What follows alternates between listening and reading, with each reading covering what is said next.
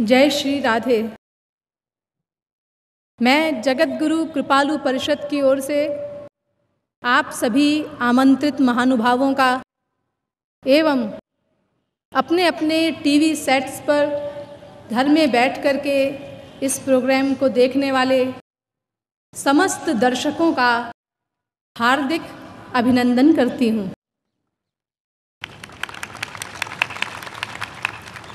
विश्व में ऐसे करोड़ों लोग हैं जो हमारे महाराज जी जगत गुरु श्री कृपालु जी महाराज के अद्वितीय दार्शनिक सिद्धांतों, उनके हृदयहारी संकीर्तनों एवं उनके मनोहर अलौकिक व्यक्तित्व से अत्यंत ही प्रभावित हैं और उनके साक्षात दर्शन एवं श्रवण के लिए तरसते रहते हैं।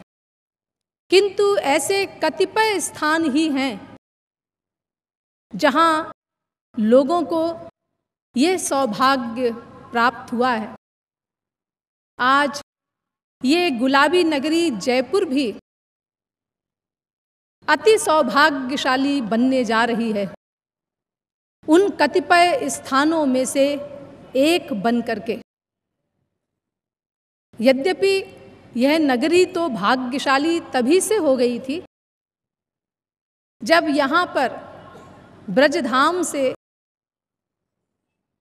भगवान गोविंद देव का पदार्पण हुआ था।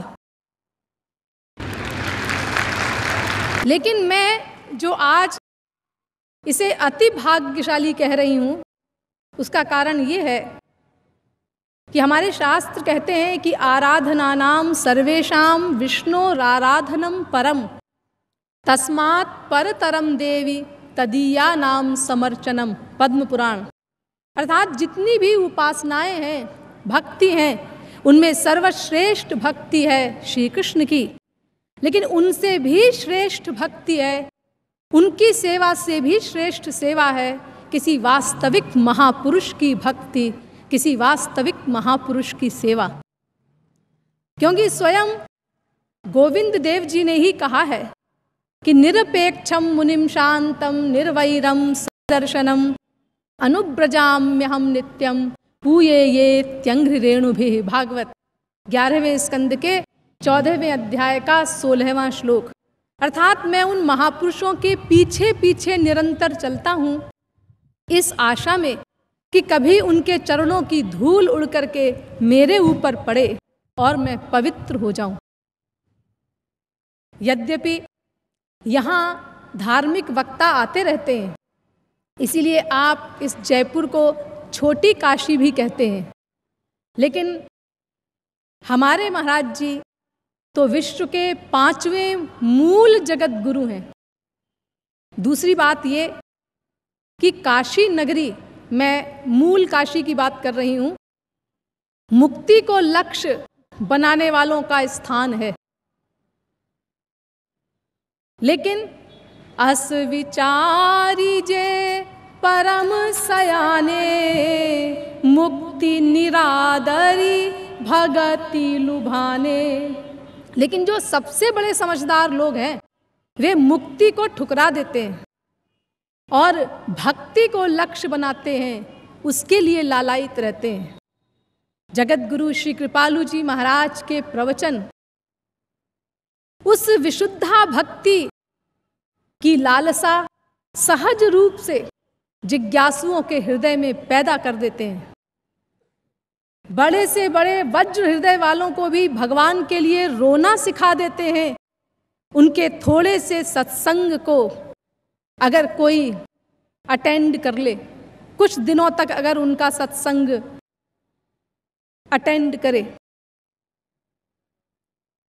और भक्ति ही गोविंद देव जी को प्राप्त करने का एकमात्र साधन है।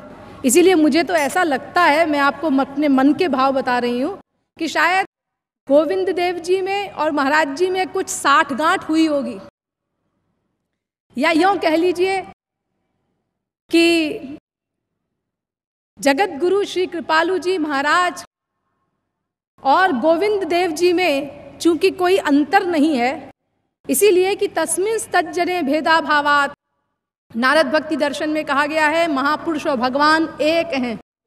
स्वयं गोविंद देव जी ने भागवत के 11वें स्कंद के 17वें अध्याय के 27वें श्लोक में कहा है कि आचार्यम माम विजानीयान, महापुरुष को मेरा ही स्वरूप समझो, यानी श्री कृष्ण ही मानो। इसीलिए आप ये भी कह सकते हैं कि आज स्वयं गोविंद देव जी आप लोगों को मुक्ति और भक्ति के बीच में जो विशाल अंतर है उसे समझाने के लिए और अपनी प्राप्ति का एकमात्र मार्ग भक्ति का बोध कराने के लिए और इस छोटी नगरी, छोटी काशी को छोटा वृंदावन बनाने के लिए जगत गुरु श्री कृपालु जी महाराज के रूप में आपके मध्य पधारने वाले हैं। थोड़ी ही देर में उनका शुभागमन होगा, लेकिन तब तक आप लोग कुछ देर नाम संकीर्तन के रस में हृदय से सम्मिलित होकर के उन गोविंद देव जी को रिझाने का प्रयत्न करें। राधे राधे।